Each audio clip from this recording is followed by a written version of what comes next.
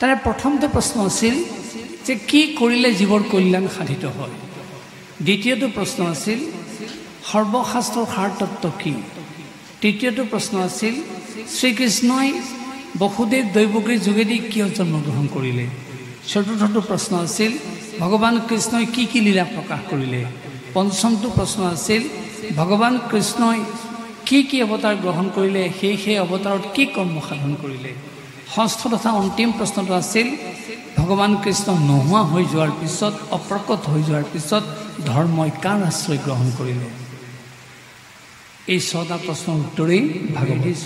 প্ৰথম ও দ্বিতীয় স্কন্ধে স্বৰ্ণদূতয়, তৃতীয় চতুৰ্থে যাৰ হুৱে উদয়, নাবিৰেখে পঞ্চম ষষ্ঠ যে বক্ষস্থল, সপ্তমে অষ্টমে কৰ কমল যুগল, কণ্ঠৰেখে নৱম দশমে যাৰ তুণ্ড, একাদশে ললাট দ্বাদশে ভৈল মুণ্ড, হেন ভাগৱত মূৰ্তি ইটো অতি মনোহৰ, তমাল সদৃশ বৰ্ণ শ্যামকলে নৃত্য কৰিলে।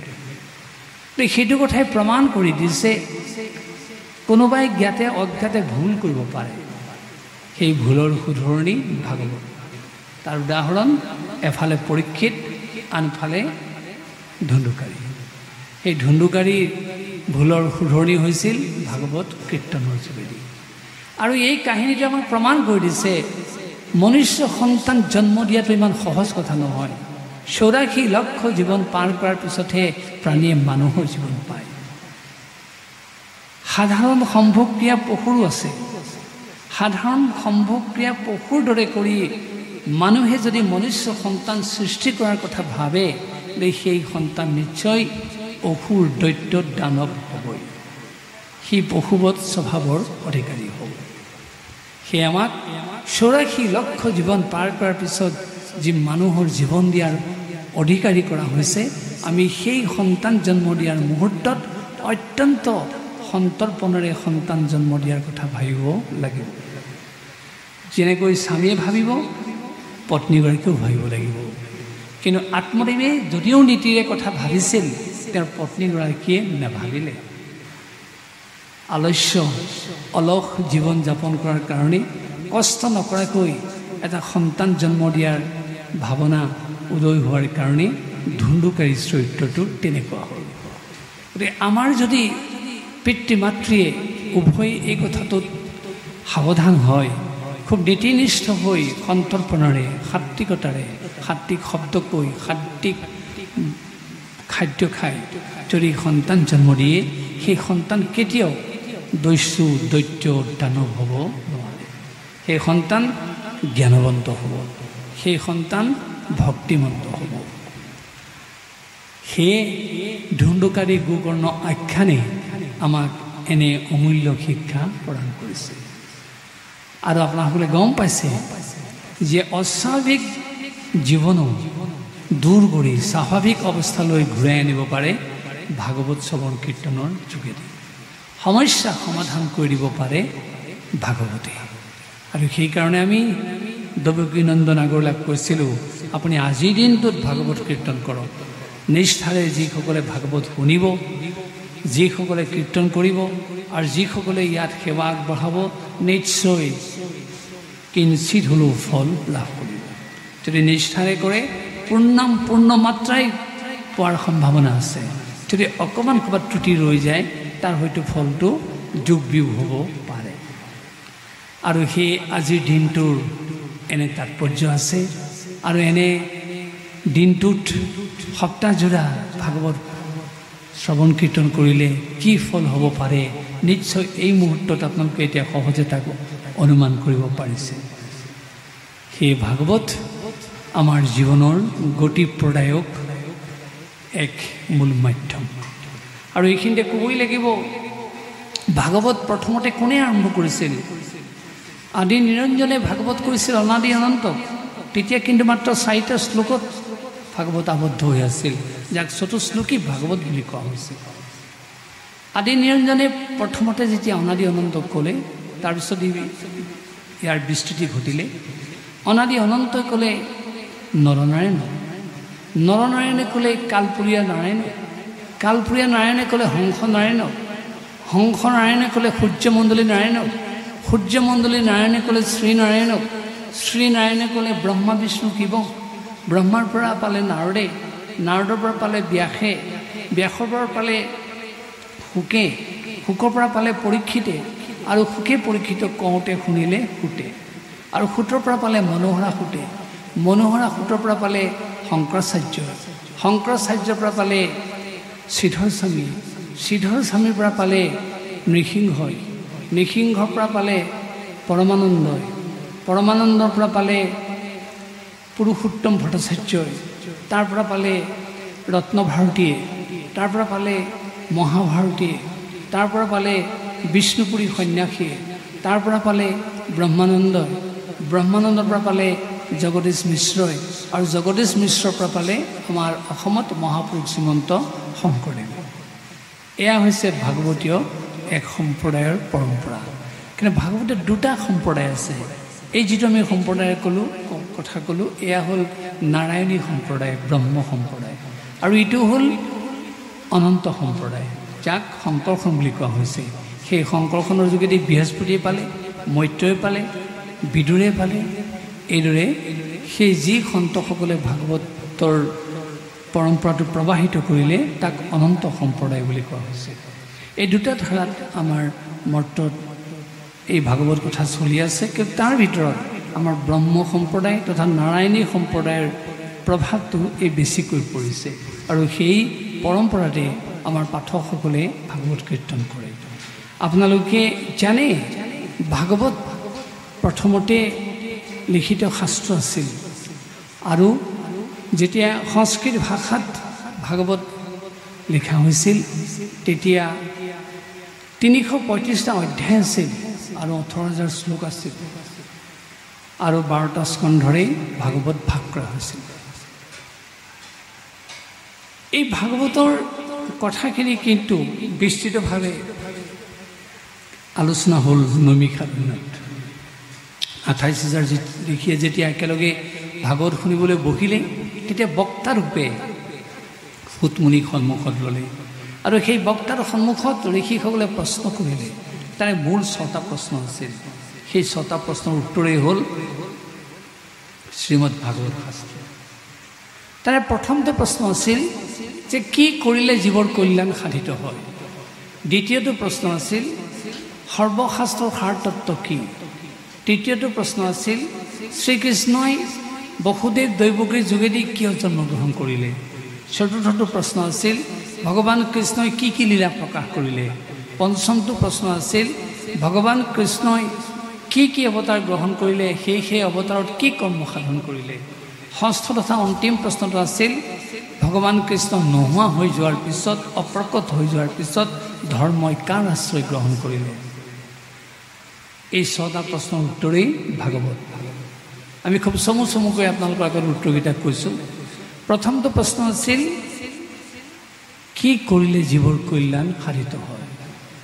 তাৰ উত্তৰ ভাগৱতত আছে, আমি চমুকৈ জনাইছোঁ। প্ৰকৃত ধৰ্মৰ আশ্ৰয় গ্ৰহণ কৰিলে জীৱৰ কল্যাণ সাধিত হ'ব পাৰে। অৰ্থাৎ ধৰ্মৰ দুটা মাৰ্গ আছে, এটা প্ৰবৃত্তি মাৰ্গ, এটা নিবৃত্তি মাৰ্গ, এটা সোমোৱাৰ পথ, এটা ওলোৱাৰ পথ।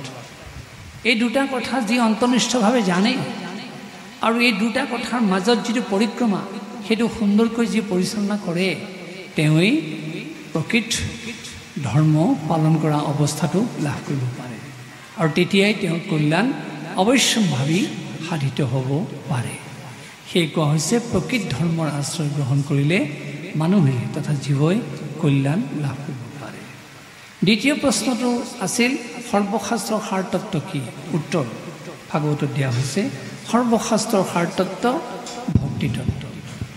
পৃথিৱীত যি ধৰ্মত য'তেই ধৰ্মগ্ৰন্থ ৰচনা কৰা হৈছে তাৰে অবিসম্বাদী সিদ্ধান্ত এটাই ভক্তিতত্ত্ব। আৰু তৃতীয়টো প্ৰশ্ন আছিল ভগৱান শ্ৰীকৃষ্ণই বসুদেৱ দৈৱকীৰ যোগেদি কিয় জন্মগ্ৰহণ কৰিব লগা হ'ল। সেই উত্তৰো দিয়া হৈছে বিশেষকৈ ভাগৱতৰ 10ম স্কন্ধত। জীৱৰ কল্যাণৰ কাৰণে ভগৱান কৃষ্ণই সেইদৰে বসুদেৱ দৈৱকীৰ যোগেদি জন্মগ্ৰহণ কৰিছিলে। তাৰপিছত প্ৰশ্নটো আছিল ভগৱান কৃষ্ণই কি কি লীলা প্ৰকাশ কৰিলে সেই অৱতাৰত। ভগৱান শ্ৰীকৃষ্ণই মূলত 4টা লীলা প্ৰকাশ কৰিলে ভাগৱতত কৈছে। তাৰে প্ৰথমটো লীলা হ'ল বৃন্দাবন লীলা, দ্বিতীয়টো লীলা হ'ল মথুৰা লীলা, তৃতীয়টো লীলা হ'ল দ্বাৰকা লীলা, চতুৰ্থটো লীলা হ'ল কুৰুক্ষেত্ৰ লীলা। এই 4টা লীলা কৃষ্ণই প্ৰকাশ কৰিছিলে। পঞ্চমটো প্ৰশ্ন আছিল ভগৱান কৃষ্ণই কি কি অৱতাৰ গ্ৰহণ কৰিলে, সেই অৱতাৰত কি কৰ্ম সাধন কৰিলে। ভগৱান শ্ৰীকৃষ্ণই মূলত 64টা অৱতাৰ গ্ৰহণ কৰিছে। তাৰ ভিতৰত 24টা অৱতাৰৰ কথা আমাৰ মহাপুৰুষ শ্ৰীমন্ত শংকৰদেৱ গুৰুজনাই কীৰ্তনত চতুৰ্বিংশতি অধ্যায় নামেৰে সেই কথাৰ প্ৰাধান্য দি তাত সেই কথা উল্লেখ কৰিছে। তাৰ ভিতৰত 10 অৱতাৰকো শ্ৰেষ্ঠ বুলি কোৱা হৈছে। এই প্ৰত্যেকটো অৱতাৰৰ উদ্দেশ্য হৈছে সন্ত সাধুক ৰক্ষা আৰু দুষ্টক দমন কৰা আৰু সভ্যতা সংস্কৃতিৰ বিকাশ এই অৱতাৰত সোমাই আছে। বিশেষকৈ 10টা অৱতাৰৰ যোগেদি আমাৰ প্ৰাণী জগতৰ ক্ৰমবিকাশৰ কথা কৈছে। খুব চমুকৈ কৈছোঁ, প্ৰথম মৎস্য অৱতাৰ, মাছটো ক'ত থাকে? পানীত, তাৰ এটা সীমাবদ্ধ পৰিৱেশ। তাৰপিছত কুৰ্ম অৱতাৰ, কাছ, এনে এটা জীৱ সৃষ্টি কৰা হ'ল, মাটি পানী সি উভয়তে যাব পৰা হ'ল। তাৰপিছত বৰাহ, যদিও মৎস্য কুৰ্ম নৰসিংহ আমাৰ এইটো ঘোষাৰ ছন্দ মিলোৱা হৈছে, কিন্তু ক্ৰমটো এইটোহে, মৎস্য কুৰ্ম তাৰপিছত বৰাহ। এনেকুৱা এটা জন্তু দিয়া হ'ল, সি ভালকৈ লৰি ঢাপৰি ফুৰিব পৰা হ'ল, মানে ক্ৰমবিকাশ। তাৰপিছত নৰসিংহ, মানুহ হৈছে। কেনেকুৱা মানুহ হ'ল? আধা পশু আধা মানুহ। তাৰপিছত বামন অৱতাৰ, মানুহ হ'ল। কেনেকুৱা মানুহ হ'ল? চুটি চাপৰ মানুহ, ওখ ডাঙৰ মানুহ নহয়। তাৰপিছত পৰশুৰাম, প্ৰস্তৰ যুগ, কাটি ছিঙি খোৱা যুগ। তাৰপিছত হলিৰাম, হলাকৰ্ষণ কৰি খেতি কৰা যুগ, সভ্যতাৰ বিকাশ, সংস্কৃতিৰ বিকাশ। তাৰপিছত শ্ৰীৰাম, সামন্ত যুগ। তাৰপিছত বুদ্ধ, জ্ঞানৰ চৰম শিখৰত মানুহ উপনীত হ'ল। কিন্তু লগে লগে অসুৰবিলাকৰ মনোভাৱ দেখি সেই ভগৱানে সেই পৰিকল্পনা কৰিলে যে বুদ্ধ অৱতাৰত অসুৰসকলক দমন কৰিব লাগিব। কাৰণ অসুৰসকলে কি কৰিলে? বেদ গ্ৰহণ কৰিবলৈ প্ৰয়াস কৰিলে। তেওঁলোকে যদি সমস্ত বেদ গ্ৰহণ কৰে, দেৱতাৰ অস্তিত্ব নাথাকিব। সেইকাৰণে ভগৱানে নিজেই সেই কল্পনা কৰি বুদ্ধ অৱতাৰত বামানয় শাস্ত্ৰ প্ৰৱৰ্তন কৰিলে, যি বামানয় শাস্ত্ৰৰ যোগেদি সেই অসুৰ শ্ৰেণীৰ লোকসকলক মোহিত কৰিলে, আৰু যাৰ যোগেদি তেওঁলোক তাতেই স্তম্ভিত হৈ গ'ল, ৰৈ গ'ল। তাৰপিছত কল্কি, আপুনি আমি কোনেও দেখা নাই, কিন্তু কলিযুগৰ যি আয়ুসৰ কথা কৈছে তাৰ 1/3 গৈছে। সময়ত কলি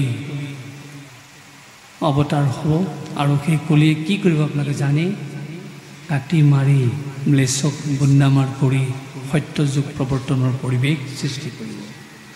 সেই আমি পুনৰ উল্লেখ কৰিছোঁ, এই 10 অৱতাৰ আমাৰ প্ৰাণী জগতৰ মানুহৰ সভ্যতা সংস্কৃতিৰ ক্ৰম বিকাশৰ ই আধাৰ। এই অৱতাৰত চাইণ্টিফিক অৰ্থাৎ বিজ্ঞানসন্মত তথ্য ইয়াত লুকাই আছে। এয়া কেৱল 10 অৱতাৰ নৃত্য কৰিবৰ কাৰণেই সেই 10 অৱতাৰ প্ৰতিষ্ঠা কৰা হোৱা নাছিল। এই 10 অৱতাৰে এফালে কাৰ্যসাধন, এফালে সুন্দৰ পৰিৱেশ বাতাবৰণ সৃষ্টি কৰা, আনফালে সভ্যতা সংস্কৃতিৰ বিকাশ ঘটোৱাৰ কথা ইয়াত অন্তৰ্নিহিত হৈ আছে। তাৰপিছত আমি যদি ষষ্ঠ অন্তিম প্ৰশ্নটো আলোচনা কৰোঁ, তাত কি পাম চাওক। ষষ্ঠ প্ৰশ্নটো আছিল, ভগৱান কৃষ্ণ নোহোৱা হোৱাৰ পিছত ধৰ্মই কাৰ আশ্ৰয় গ্ৰহণ কৰিলে? তাৰ উত্তৰ ভাগৱতত দিয়া হৈছে, ভগৱান কৃষ্ণ নোহোৱা হৈ যোৱাৰ পিছত ধৰ্মই ভগৱান কৃষ্ণৰ প্ৰতিনিধি স্বৰূপ ভাগৱতৰ আশ্ৰয় গ্ৰহণ কৰিলে। সেয়ে আমাক কোৱা হৈছে যে তোমালোকে ভাগৱতৰ আশ্ৰয় গ্ৰহণ কৰা, নিষ্ঠাৰে তেতিয়াও তোমালোকে ভগৱান কৃষ্ণক লাভ কৰিব পাৰিবা, সান্নিধ্য পাবা, কৃপা লাভ কৰিবা। এয়াই হৈছে ভাগৱতৰ মূল 6টা প্ৰশ্ন, যি 6টা প্ৰশ্নৰ বিশাল উত্তৰেই হৈছে শ্ৰীমদ ভাগৱত শাস্ত্ৰ। আৰু এই ভাগৱত শাস্ত্ৰ কেৱল এখন ধৰ্মগ্ৰন্থ বুলি ক'লে পৰিচয় সম্পূৰ্ণ নহয়। ভাগৱত সাক্ষাৎ ভগৱান কৃষ্ণৰ বাংময় মূৰ্তি। কেনেকৈ চাওক, যিদিনাখন ভগৱান কৃষ্ণই বৈকুণ্ঠলৈ যোৱাৰ মন মেলিলে, তেতিয়া সখী উদ্ধৱক মাতি আনি ক'লে, সখী উদ্ধৱ, তুমি মোক পাই থকাৰ সময়ত খাদ্য ভক্তিত উপনীত হৈছিলা, সহজ মাৰ্গত উপনীত হৈছিলা। আজি কিন্তু মই তোমাক এৰি থৈ গুচি যাম। এতিয়াৰ পৰা কিন্তু তুমি খাদ্য ভক্তিৰ আশ্ৰয় ল'লে নহ'ব, তুমি এতিয়াৰ পৰা সাধন ভক্তিৰ আশ্ৰয় ল'ব লাগিব। আৰু সেই সাধন ভক্তিৰ মূল মাৰ্গ হৈছে ভাগৱত। আৰু সেই কথাকে মই তোমাৰ সন্মুখত আজি প্ৰমাণ কৰি দিছোঁ চোৱা। তেতিয়া ভগৱান কৃষ্ণই উদ্ধৱক কি বুলি ক'লে জানে? স্বকীয়ং যৎ ভৱতেজম শ্ৰীমদ ভাগৱতে অদধাত তিৰোধায় প্ৰবিষ্টয়ম শ্ৰীমদ ভাগৱতৰ নৱম। সখী উদ্ধৱ, মোৰ যি তেজ শক্তি আছে এই ভাগৱতত সন্নিৱিষ্ট হৈ থাকে। মই আজি তাকেই তোমাৰ সন্মুখত প্ৰমাণ কৰি দিছোঁ। তিৰোধায় মই আজি প্ৰস্থান কৰিম, কিন্তু স্বয়ং লগে লগে প্ৰৱেশ কৰিম। ক'ত? শ্ৰীমদ ভাগৱতৰ নৱম। অৰ্ণৱ মানে সমুদ্ৰ। মই ভাগৱত সমুদ্ৰত প্ৰৱেশ কৰিম। সেয়ে ভাগৱত মোৰ সাক্ষাৎ বাংময় মূৰ্তি ৰূপে পৰিচিত হ'ব। আৰু এই বাংময় মূৰ্তি যদি কোনোবাই দৰ্শন কৰে, কোনোবাই যদি সেৱা কৰে, বাংময় মূৰ্তিৰ কথা যদি কোনোবাই কীৰ্তন কৰে, কোনোবাই যদি শ্ৰৱণ কৰে, তেওঁৰ সমস্ত পাপ নাইকিয়া হৈ যাব। তেনৈয়ং বাংময় মূৰ্তি প্ৰত্যক্ষা বৰ্ততে হৰে দৰ্শনাৎ সেৱনাৎ পাঠাৎ শ্ৰৱণাৎ সমস্ত পাপনাশিনী।